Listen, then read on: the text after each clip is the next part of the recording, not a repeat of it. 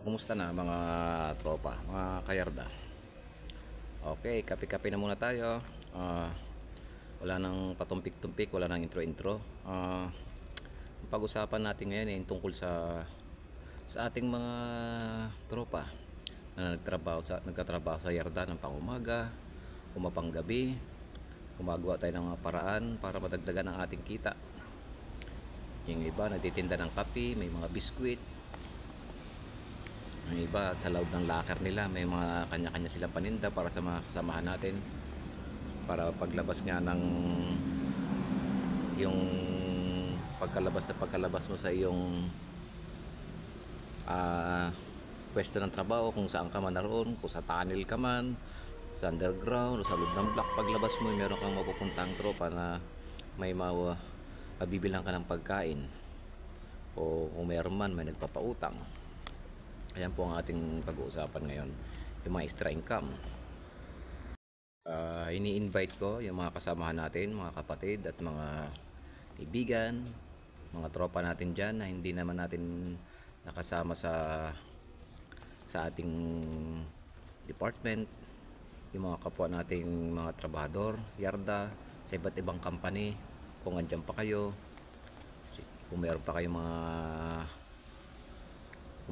mga dagdag na pwedeng ambag sa atin, yung mga tropa natin dyan sa Green Beach, Sambana, Golden Bay, kumusta na po kayo? Ini-invite po namin kayo dito.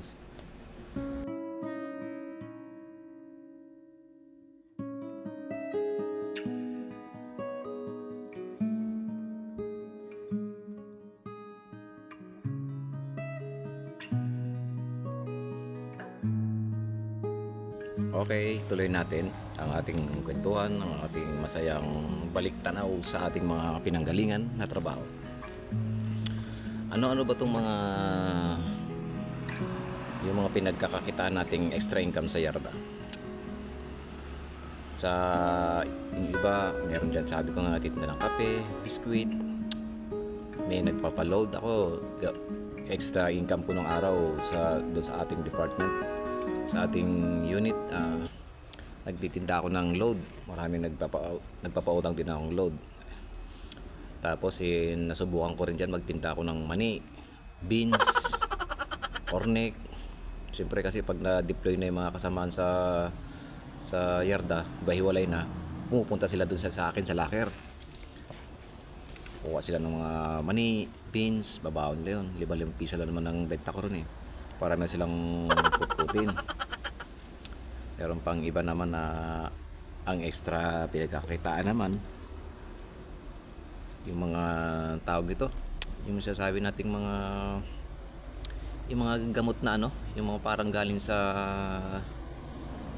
parang yata para sa paramedic, gano'n, para paramedic sa global na, parang gano'n yata Paano masabi? Tapos meron pa yung ito pinakamaganda, yung magagaling nating mga katropa na ang ganda din na naisip nila at nakakatulong din naman sa atin. Nag-umpisa sa maliit na kapital hanggang sa lumago. Siyempre wala tayong magagawa, kailangan natin ng pera. Marami ring gumandang buhay dyan sa may humahawak ng mga ATM. Papasalamat din ako sa inyo at paano nakakatulong din dahil sa kagipitan. Ano pa ba yung ibang pinagkakakitaan natin mga kasama natin, bukod pa dun sa meron pa tayong mga yung meron pa akong ginawang sideline noon. Pagdating ko ng hapon, sinasalubong ako ng mga tropa. Ay, sana yung pinabili ko sa'yo. Meron papadala sa akin ng Red Max. Ngayon kasi uso ngayon Dry Box natatawa din ako pag ngayon yung mga robos huli na yan huli na yan talaga ano pa.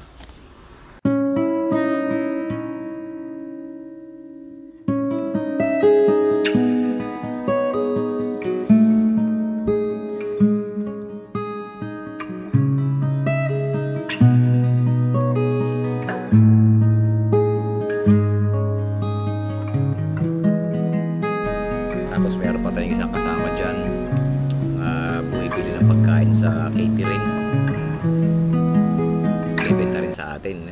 masarap din may pagkain kasi kaysa magberenda ka ng kung ano-ano, di ba? Binibili na rin natin sa kanila yun eh. Tawag na, yung ibig ko sabihin may pagkain siya ron sa nakuha sa Hakor, bababa niya yun sa yarda. Lalapit siya sa atin sa mga tropa. Bebenta niya yun. Pagka minsan patak-patak kami para makabili ng pagkain na binebenta niya, pero masarap na, malinis naman eh. Sarap. Busog ka dahil ang dami. Kanin, ulam, minsan may sama pang prutas yun. Gabi ng lagi. Okay guys, kalibras na ng basta patay. Kumusta na po tayo lahat? Gusto na kayo? Tuloy natin yung kwentuhan natin.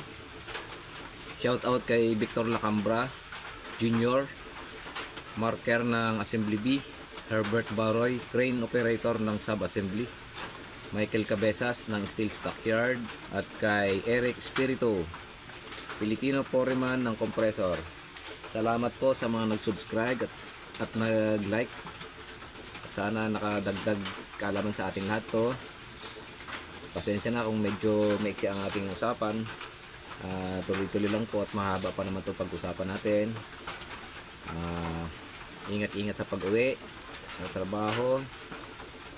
Huwag kalimutan magkape kasi malamig.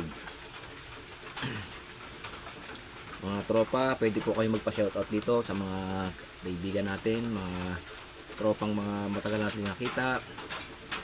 Ayan lang po at maraming salamat. Happy Halloween, mga tropa.